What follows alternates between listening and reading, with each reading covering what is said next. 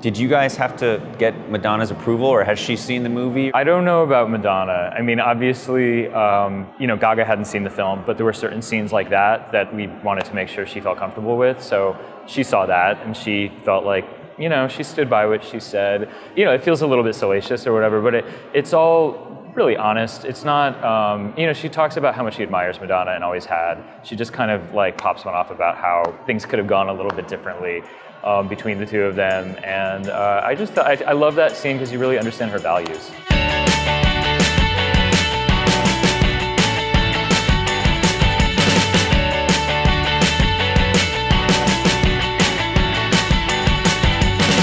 I go from everyone touching me all day and talking at me all day to total silence. And all these people will leave, and then I'll be alone. I'd been talking to her manager about the idea of making a movie, and he was like, well, why don't you just come over to her place with a camera and start rolling and see what happens. And you know, the idea, at least that first day, was to just kind of feel it out and see if we clicked.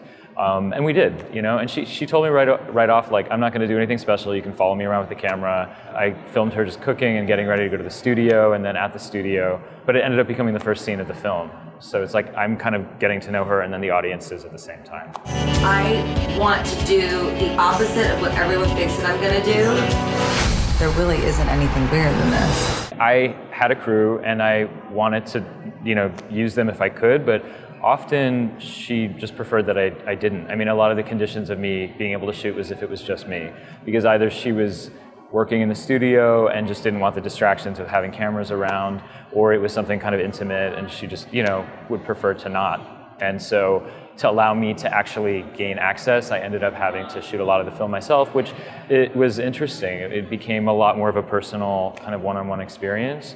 The bigger events like the Super Bowl and, you know, music video shoots, I was able to have a crew, and you could kind of feel the big production around that.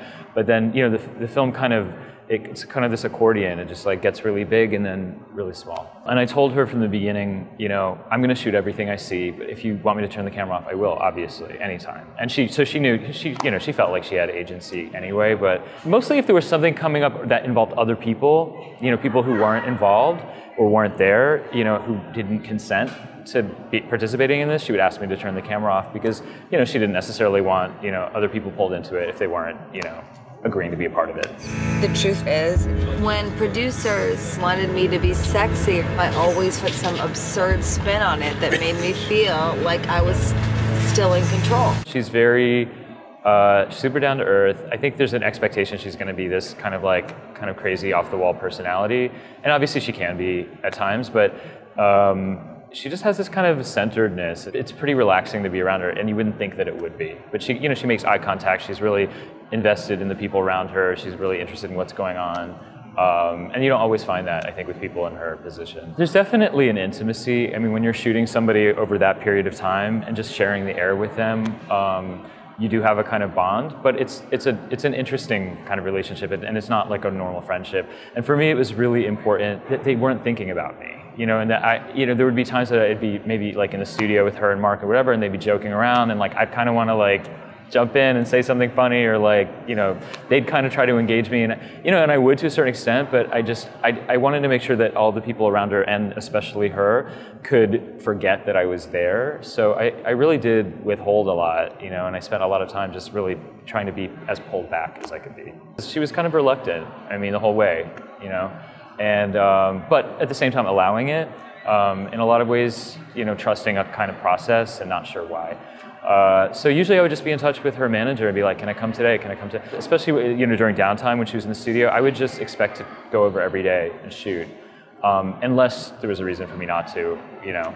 But you know, for the most part, it was pretty open door. I really didn't have any expectations. Like, I guess the way I work is I just go into a situation and I watch and I just try to find the emotional center, and that's sort of what came out of it.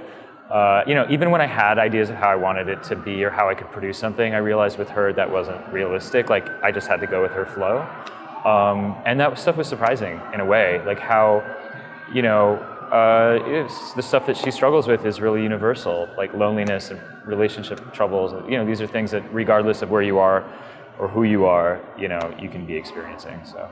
Does she like being this mega pop star? I think she loves the platform she has.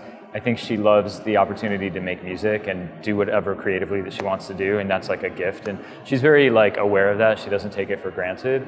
She's been so famous for so long. I mean, she became this superstar in her early 20s.